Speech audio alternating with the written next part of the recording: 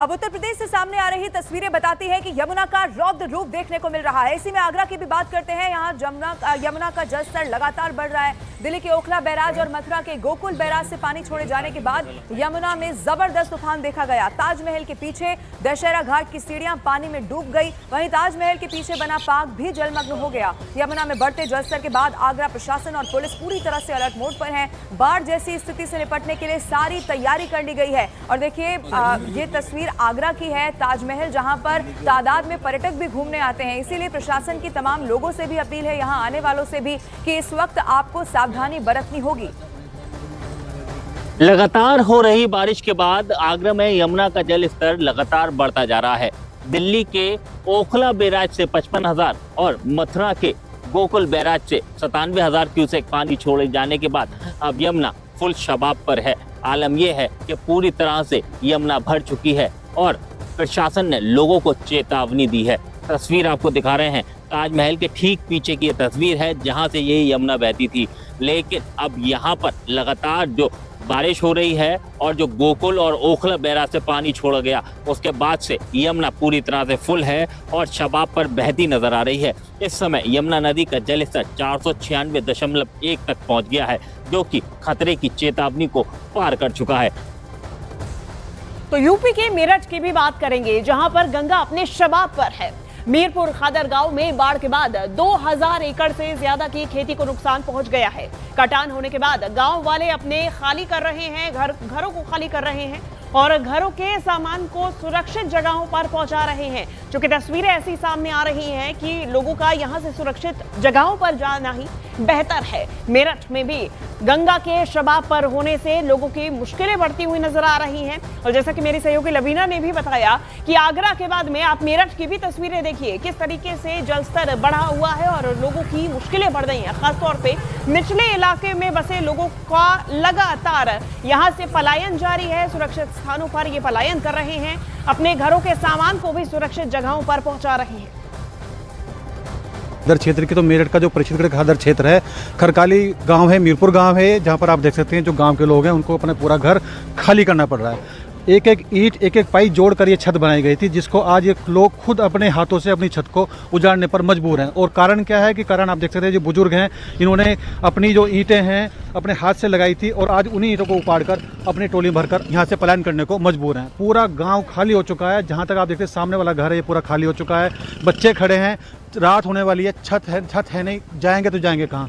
कुछ सामने भी लोग दिखाई दे रहे हैं, सामने जो लोग दिखाई दे रहे हैं वो भी अपनी छत उपाड़ रहे हैं। मैं बात करूंगा आपसे, जो हमारे जो पीछे है बिल्कुल जो है वो पीछे गंगा बह रही है। गंगा बिल्कुल गांव के पास आ चुकी है। आप देख सकते हैं ये गंगा है। गंगा का जो दूरी है मुश्किल से यहाँ से 60, 70, 80, 100 मीटर मुश्किल होगी। गंगा कटान लगातार कर रही है। हमारे साथ कुछ ग्रामीण यहाँ पर मौजूद हैं, जिनसे बात करेंगे। भैया क्या नाम आपका?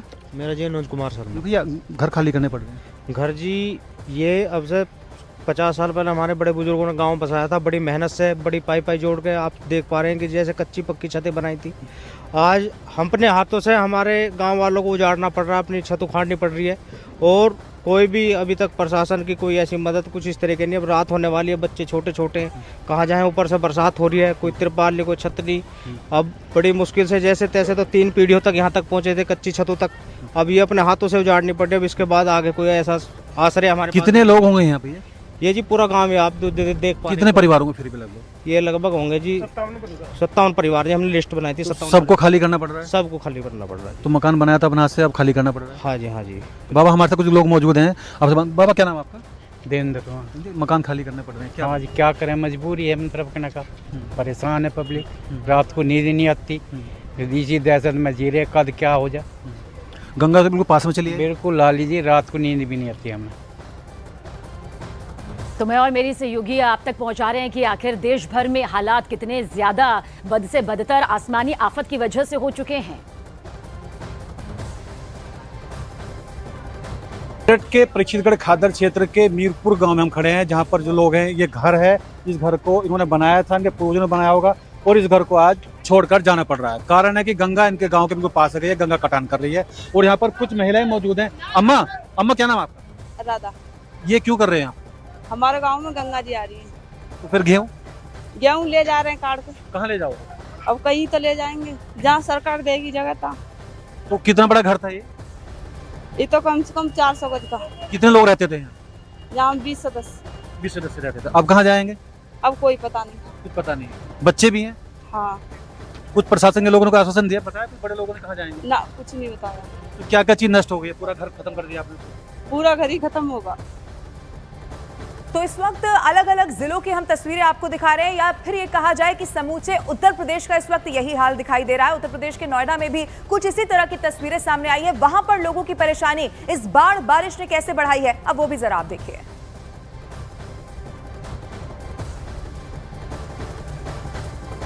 मेरठ में गंगा इस समय पूरे उफान पर है। कई गांव गंगा की चपेट में है। कुछ गांव ऐसे जिन गांवों को प्रशासन द्वारा अलग से विस्थापित किया जा रहा है। कुछ गांवों में व्यवस्था की गई है। सर क्या व्यवस्था की? सर कौन सा गाँव है सर? ये निमका का मजरा है, मीरपुर साधु नगर, जहाँ पे गंगा का कटान हो रहा है और उस गांव से लगभग 200 मीटर दूर पे गंगा का कटान जारी है। और एहतियात के तौर पे वहाँ पे जो लोग हैं, 8 परिवार हैं टोटल, उनको सुरक्षित जगह पे ले जाया जा रहा है। हालांकि अभी 200 मीटर दूर है तो लोग जाने के लिए नहीं तैयार हैं, लेकिन उनके जो भी जरूरी सामान है उसको दूसरी जगह जहाँ पे उनके सुरक्षित स्थान है वहाँ पे वो लोग शिफ्ट कर रहे हैं। तो वहीं उत्तर प्रदेश के नोएडा में भी तस्वीर कुछ ऐसी ही दिखाई दे रही है। यमुना में अचानक से बड़े जलस्तर के बाद कई इलाकों में अलर्ट जारी किया गया है। वहीं नदी किनारे रह रहे लोगों को वहां से निकालकर सुरक्षित इलाकों में पहुंचाया गया। वहीं मवेशियों को भी रेस्क्यू किया गया है और लगातार रेस्क्यू ऑपरेशंस अलग अलग स्थानों पे चलाए जा रहे हैं। हालांकि लोगों की मुश्किलें अभी कम होती हुई नजर नहीं आ रही हैं। दिल्ली एनसीआर क्षेत्र में, उत्तर प्रदेश में, उत्तर भारत में लगातार हो रही बारिश के बाद लोगों की परेशानियां बढ़ गई हैं। और पहाड़ी दुनिया की तरफ एक बार फिर से रुख करते हैं, जहां हिमाचल प्रदेश के शिमला से एक डरा देने वाला वीडियो सामने आया। कोटखाई की तस्वीर आपके सामने, जहां पर लैंडस्लाइड के बाद देखिए घर पर देवदार के पेड़ गिरने से किस तरह से हड़कंप मच गया, चीख पुकार मच गई और इसी के साथ लोग अपने घरों से बाहर दौड़ते हुए निकलते हुए नजर आए। भूस्खलन यानी लैंडस्लाइड का ये वीडियो सोशल मीडिया पर अब जमकर वायरल हो रहा है, जो हर किसी को खौफजदा कर रहा है, क्योंकि ये तस्वीरें यकीनन पहाड़ी दुनिया की सबसे बड़ी चुनौती को सामने लाती है।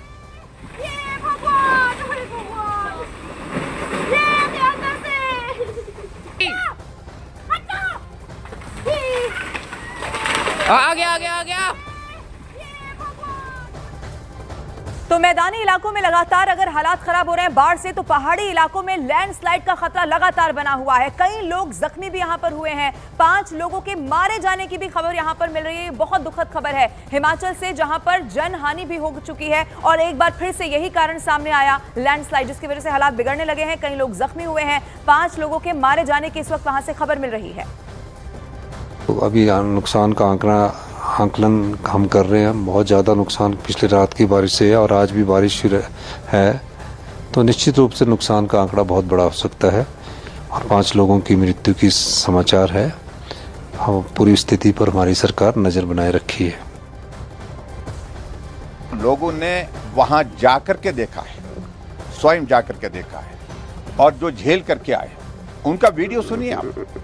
व्यवस्था का आलम क्या था जब मणिमहेश की यात्रा थी। अब की बार जब मालूम था कि मौसम खराब है, हालात अच्छे नहीं हैं, तैयारी किस तरह की होनी चाहिए थी, लेकिन उसके बावजूद बिना तैयारी के यात्रा शुरू कर दी। और पंजाब की बात करेंगे, जहां इस समय बाढ़ ने विकराल रूप ले लिया है। लगातार हो रही भारी बारिश के बाद हालात बिगड़ गए हैं। पंजाब के 100 से ज्यादा गांव पानी में डूब चुके हैं। कई परिवार अपने ही घरों में कैद हो गए हैं। प्रशासन और सेना के जवान दिन रात राहत और बचाव कार्य में जुटे हुए हैं। लोगों को किसी तरह की कोई भी परेशानी ना हो, इसके लिए मान सरकार के मंत्री जमीन पर उतरे हुए हैं। अमृतसर के हरार कला में भी कुछ ऐसे ही हालात बने हुए हैं, जहां पर जलजमाव की वजह से लोगों की मुश्किलात बढ़ती हुई नजर आ रही है। पूरे उत्तर भारत में इस वक्त आसमानी आफत बरस रही है। पंजाब में जल प्रलय आया हुआ है और ऐसे में तमाम मंत्री भी जमीनी स्तर पर उतरकर रेस्क्यू ऑपरेशन को संचालित करते हुए नजर आ रहे हैं। और वहीं पंजाब के लुधियाना से लेंगे खबर, जहां लगातार बारिश की वजह से लोगों की परेशानी कई गुना बढ़ गई है। बारिश के बाद सड़कों पर देखिए किस तरह से जल भराव हो चुका है। ऐसे में लोगों को काफी सारी परेशानियों का सामना करना पड़ रहा है। जहां तक आपकी नजरें जाएंगी वहां पर आपको सिर्फ और सिर्फ आसमानी आफत से जुड़ी ये तस्वीरें ही नजर आएंगी। ये पंजाब का लुधियाना है और देखिए लुधियाना में किस तरह से इस वक्त बारिश की वजह से लोगों को चौतरफा मुसीबतों का सामना करना पड़ रहा है।